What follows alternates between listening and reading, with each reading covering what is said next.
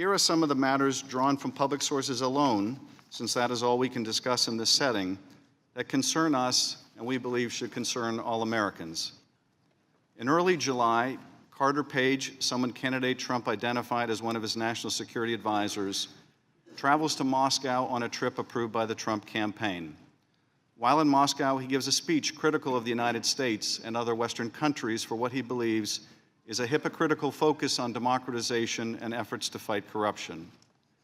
According to Christopher Steele, a former British intelligence officer who is reportedly held in high regard by U.S. intelligence, Russian sources tell him that Page has also had a secret meeting with Igor Sechin, CEO of the Russian gas giant Rosneft. Sechin is reported to be a former KGB agent and close friend of Putin's.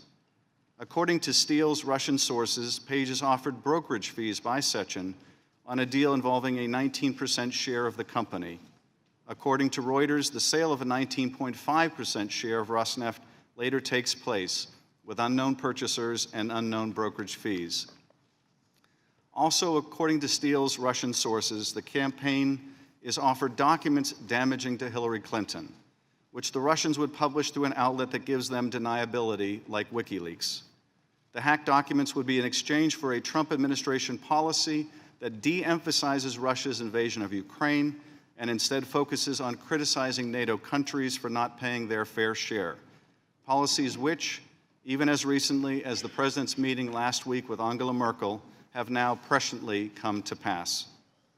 In the middle of July, Paul Manafort, the Trump campaign manager and someone who was long on the payroll of pro-Russian Ukrainian interests, attends the Republican Party convention. Carter Page, back from Moscow, also attends the convention. According to Steele, it was Manafort who chose Page to serve as a go-between for the Trump campaign and Russian interests. Ambassador Kislyak, who presides over a Russian embassy in which diplomatic personnel would later be expelled as likely spies, also attends the Republican Party convention and meets with Carter Page and additional Trump advisors J.D. Gordon and Walid Faris. It was J.D. Gordon who approved Page's trip to Moscow. Ambassador Kislyak also meets with Trump National Security Campaign Chair, and now Attorney General Jeff Sessions. Sessions would later deny meeting with Russian officials during his Senate confirmation hearing. Just prior to the convention, the Republican Party platform is changed, removing a section that supports the provision of lethal defensive weapons to Ukraine, an action that would be contrary to Russian interests. Manafort categorically denies involvement by the Trump campaign in altering the platform. But the Republican Party delegate who offered the language in support of providing defensive weapons to Ukraine states that it was removed at the insistence of the Trump campaign. Later, J.D. Gordon admits opposing the inclusion of the provision at the time it was being debated and prior to its being removed. Later in July, and after the convention, the first stolen emails detrimental to Hillary Clinton appear on WikiLeaks. A hacker who goes by the moniker Guccifer2 claims responsibility for hacking the DNC and giving the documents to WikiLeaks. But leading private cybersecurity firms, including CrowdStrike, Mandiant, and ThreatConnect, review the evidence of the hack and conclude with high certainty that it was the work of APT-28 and APT-29, who are known to be Russian intelligence services. The U.S. intelligence community also later confirms that the documents were in fact stolen by Russian intelligence and Guccifer2 acted as a front. Also in late July, candidate Trump praises WikiLeaks, says he loves them, and openly appeals to the Russians to hack his opponents' emails, telling them that they will be richly rewarded by the press. On August 8th, Roger Stone, a longtime Trump political advisor and self-proclaimed political dirty trickster, boasts in a speech that he has communicated with Assange and that more documents would be coming, including an October surprise. In the middle of August, he also communicates with a Russian cutout Guccifer2 and authors a Breitbart piece denying Guccifer's links to Russian intelligence. Then later in August, Stone does something truly remarkable when he predicts that John Podesta's personal emails will soon be published. Trust me, he says, it will soon be Podesta's time in the barrel, #CrookedHillary. In the weeks that follow, Stone shows a remarkable prescience. I have total confidence that WikiLeaks and my hero, Julian Assange, will educate the American people soon, he says. Hashtag lock her up. Payload coming, he predicts, and 2 days later, it does. WikiLeaks releases its first batch of Podesta emails. The release of John Podesta's emails would then continue on a daily basis up until the election. On Election Day in November, Donald Trump wins.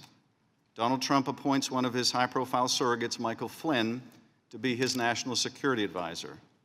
Michael Flynn has been paid by the Kremlin's propaganda outfit RT in the past, as well as another Russian entity. In December, Michael Flynn has a secret conversation with Ambassador Kislyak about sanctions imposed by President Obama on Russia over its hacking designed to help the Trump campaign. Michael Flynn lies about this secret conversation. The vice president unknowingly then assures the country that no such conversation ever happened. The president is informed that Flynn has lied and Pence has misled the country. The president does nothing. 2 weeks later, the press reveals that Flynn has lied, and the president is forced to fire Mr. Flynn. The president then praises the man who lied, Mr. Flynn, and castigates the press for exposing the lie. Now, is it possible that the removal of the Ukraine provision from the GOP platform was a coincidence? Is it a coincidence that Jeff Sessions failed to tell the Senate about his meetings with the Russian ambassador, not only at the convention, but a more private meeting in his office and at a time when the U.S. election was under attack by the Russians?